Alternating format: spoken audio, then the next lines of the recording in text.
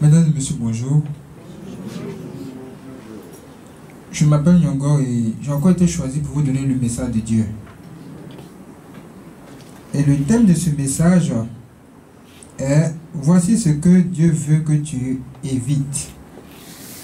Je réponds « Voici ce que Dieu veut que tu évites ». Quelqu'un va dire « Mais qu'est-ce que Dieu veut que j'évite ?» Dieu, il est Dieu. Il peut me protéger. Il peut me garder de tout danger. Mais pourquoi me dit-il aujourd'hui qu'il veut que moi, j'évite quelque chose? C'est comme si Dieu vous disait aujourd'hui qu'il veut que vous fassiez quelque chose. Pourquoi? En fait, la parole de Dieu nous dit que le diable est descendu sur la terre, animé d'une grande colère. Et même Dieu lui-même qui était dans les cieux, quand il a vu ça, qu'est-ce qu'il a dit? Malheur! Malheur à la terre! Car le diable est descendu. C'est-à-dire que le diable qui est descendu là, nous allons le voir. Nous allons le rencontrer. Et cet homme-là ne va pas se laisser faire. Forcément, il sera présent devant nous. Donc Dieu a besoin de nous dire certaines choses à éviter quand nous sommes face à lui. C'est pourquoi nous sommes là ce matin et nous allons prendre Éphésiens 4, versets 26 à 32 pour découvrir clairement qu'est-ce que Dieu veut nous dire, qu'est-ce qu'il veut qu'on évite vraiment. Je pense que ça va nous intéresser. Donc on rentre directement dans la parole de Dieu. On reprend Éphésiens 4, versets 26 à 32. Au verset 26, déjà on nous dit: si vous vous mettez en colère, ne péchez point, que le soleil ne se couche pas sur votre colère. Si vous vous mettez en colère, ne péchez point, que le soleil ne se couche pas sur votre colère. Qu'est-ce que ça veut dire? Quand on dit si vous vous mettez en colère, ça veut dire que tu peux te mettre en colère. Tout le monde peut se mettre en colère. Est-ce que quand tu es énervé là, tu peux te contenir? Mais ne pêche pas. Si tu sais que ton péché sera associé à ta colère, ne te mets pas en colère. Parce que si tu pêches, ça sera mauvais pour toi. Parce que le diable va venir. Bon, je vous explique un truc très simple. Quand on dit si vous mettez en colère, ne péchez point. Comment quelqu'un s'est mis en colère? Par exemple, il est rentré chez lui, il a trouvé sa femme en train de le tromper. Qui ne va pas se mettre en colère dans cette situation? Tout le monde. Mais quand tu vas prendre une arme pour tuer les deux personnes, là tu as dit de faire quoi? Pécher. Or, ça devait se résoudre tranquillement. On pourrait trouver un terrain d'entente. C'est de ça il est question ici. Et le Seigneur nous dit que le soleil ne se couche pas sur votre colère. C'est-à-dire la nuit. Le soleil, quand il n'y a pas le soleil, on dit quoi? On dit c'est la nuit. La nuit est tombée. Pourquoi Dieu dit que le soleil ne se couche pas? C'est parce que quand la nuit va tomber là, les démons vont sortir. Et ils vont nous visiter. Tout le monde, ils vont tous nous visiter. Ils vont rentrer dans ta maison. Et eux, ils cherchent le porte d'entrée. Et s'ils trouvent que cette porte d'entrée là, c'est la colère, qu'est-ce qu'ils vont faire? La parole de Dieu nous dit ici, et ne donne pas accès au diable. Ah! Ça veut dire qu'ils vont entrer. Ils vont entrer en qui? En toi, dans ton cœur. C'est en ce moment-là, cette colère-là va se transformer en démon. C'est pendant la nuit ça se passe. Et quand tu seras couché là, dans ton songe là, c'est en ce moment-là, tout va se matérialiser en toi. Du coup, tu auras un gros démon en toi qu'on appelle le démon de la colère. Voici comment ça se passe. C'est pourquoi Dieu dit évitez. Évitez. Le thème est voici ce que Dieu veut que tu évites. C'est pour ton propre bien. Si vous vous mettez en colère, ne péchez pas. Numéro 1. Et que le soleil, que la nuit ne te tombe pas dans cette colère-là. c'est que si tu as été mis en colère, par exemple, à 9h, avant midi, avant minuit, en tout cas, arrange-toi pour trouver une solution. Plus loin, on nous dit que celui qui dérobait ne dérobe plus, mais plutôt qu'il travaille en faisant de ses mains ce qui est bien pour avoir de quoi donner à celui qui est dans le besoin. Là, on nous demande de ne pas voler. On nous demande de travailler tout simplement en utilisant nos mains et d'obtenir ce qu'il faut. En plus, il faut faire le bien.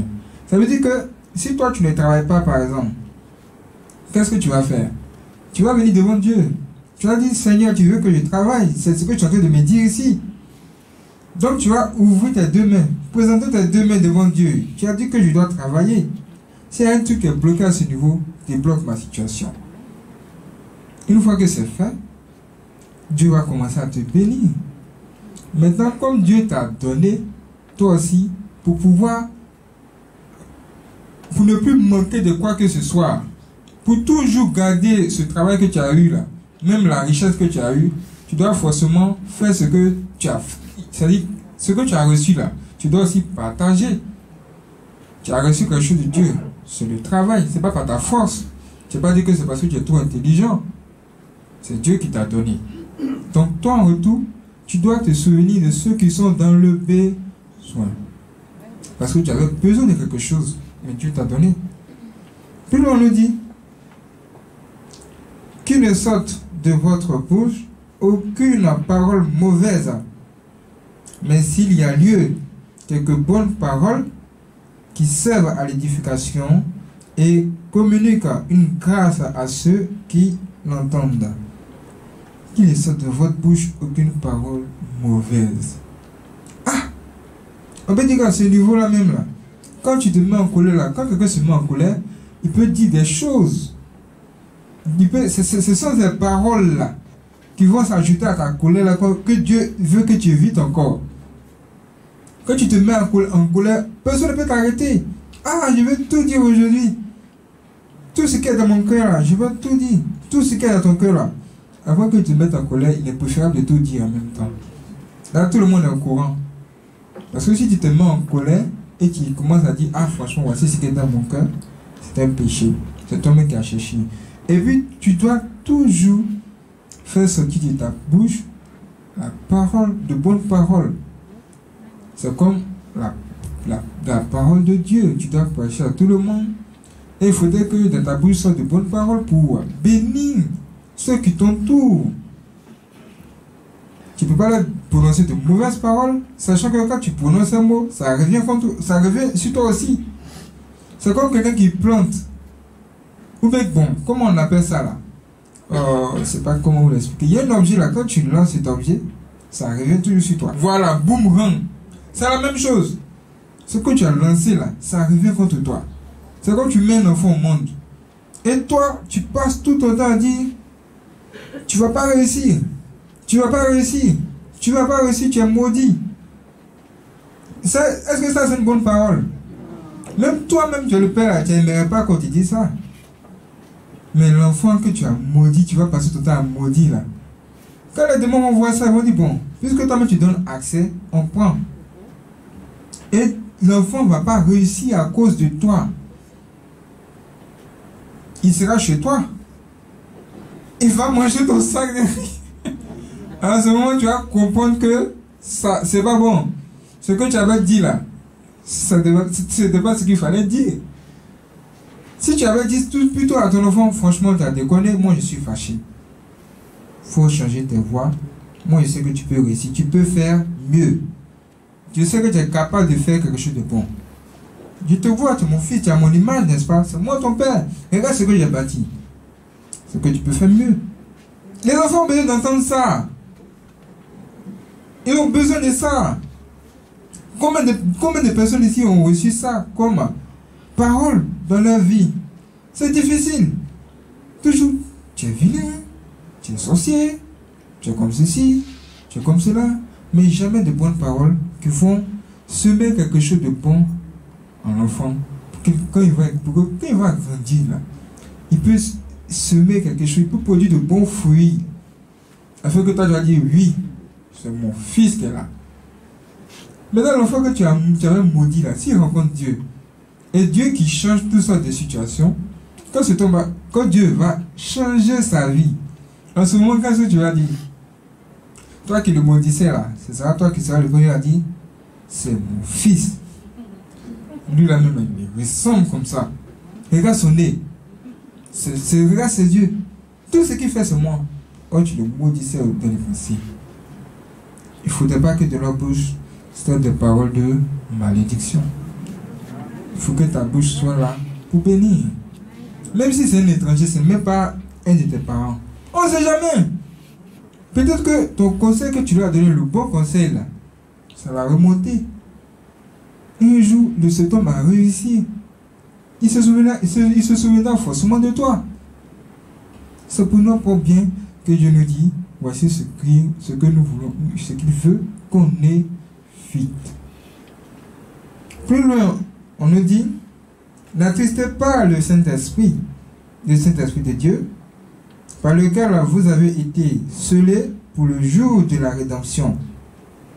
Que toute amertume, toute animosité, toute colère, toute clameur, toute calomnie et toute espèce de méchanceté disparaissent du milieu de vous. Ah, le Seigneur est en train de nous dire par là que tout ce qu'il est en train de citer là, avec tout ce que nous venons de dire, comme la colère, tout ça, ce sont des choses qui empêchent de toi de briller. Ces choses-là même que Dieu a mis en nous là, c'est toutes ces choses-là qui empêchent l'homme de réussir. Dans ses projets, tu devais réussir à une certaine dimension. Mais à cause de la colère, tu es bloqué à un niveau. Toi, tu sens que tu es étouffé.